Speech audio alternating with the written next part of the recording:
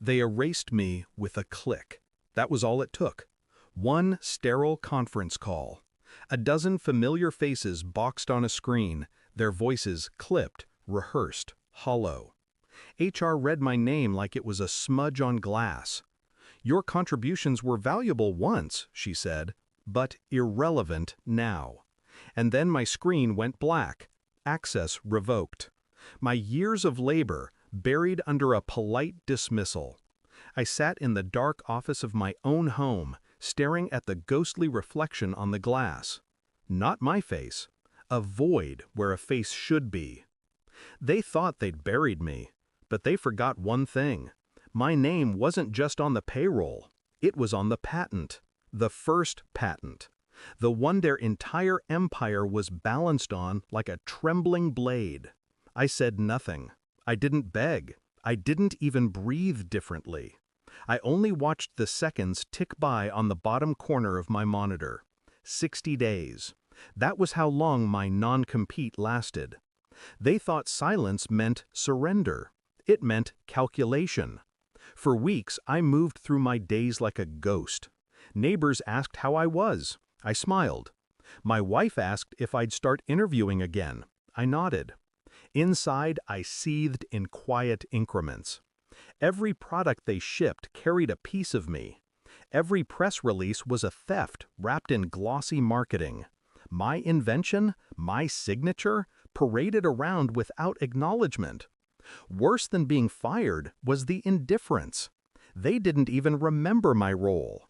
They thought my work was obsolete, disposable, forgettable. That was the betrayal. Not the severance, not the insult. The deliberate erasure of my existence. But erasure leaves traces. Patents are forever. And I knew something they didn't.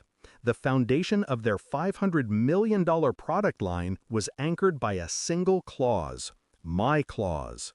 My name embedded in government records they couldn't touch no matter how many lawyers they hired. They thought I was finished, but I was counting days. Each morning I logged the countdown in my notebook. 1 line per day. Black ink. Neat, controlled. I studied them from the shadows. Quarterly reports, stock fluctuations, supply chain whispers. I knew exactly how much they made from my invention. I knew how fragile their pipeline was. I mapped everything. Their dependencies, their distributors, their investors. Quietly, surgically. Meanwhile, I played my role. The silent casualty. The man licking his wounds. I let them believe I was broken. Inside, I sharpened every edge of my anger into precision. Day 47. I contacted a lawyer. He smiled when I laid the documents in front of him. "They don't know what's coming," he said. Day 52. I heard one of their executives on a podcast laughing about innovation. He said my name wrong, as if it barely registered in his memory. Day 59. I didn't sleep.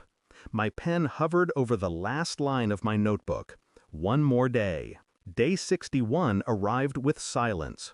I sat at my desk at 9 a.m., coffee untouched, when the email draft became a letterhead.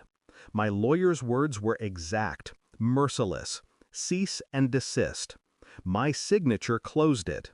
My name, the one they erased, stamped itself back into their world like a scar they couldn't remove. By noon, production halted. Machines shut down. Distributors froze shipments. Customers flooded hotlines with anger. I didn't call them. I didn't need to. Their panic was a language I understood without hearing it. Inside their boardroom, I imagined the faces that had once dismissed me, now pale with disbelief.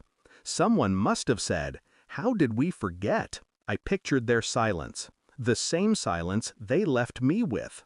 Only now, it was theirs. The first call from them came on day 63. I let it ring.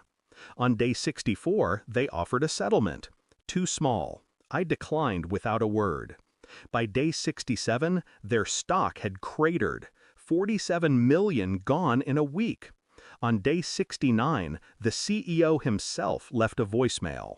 His voice shook when he said my name, finally pronounced correctly. He begged to make things right. I deleted it. They wanted negotiation. What I gave them was absence. Sometimes silence is louder than rage. Sometimes ignoring someone is the sharpest blade. I walk past their headquarters now and see the empty lobby, the darkened windows. Their empire is a hollow shell, echoing with their own arrogance. They thought they were gods of industry. They forgot the man who built the altar. I don't feel pity. I don't feel triumph. Just clarity. They tried to erase me. All I did was return the favor. The final irony? My name will outlive theirs. Etched not in headlines, not in money, but in silence. A silence they can never escape. Thanks for watching. Don't forget to like, share, and comment. Subscribe now to Cheating Stories Insight World for more amazing stories.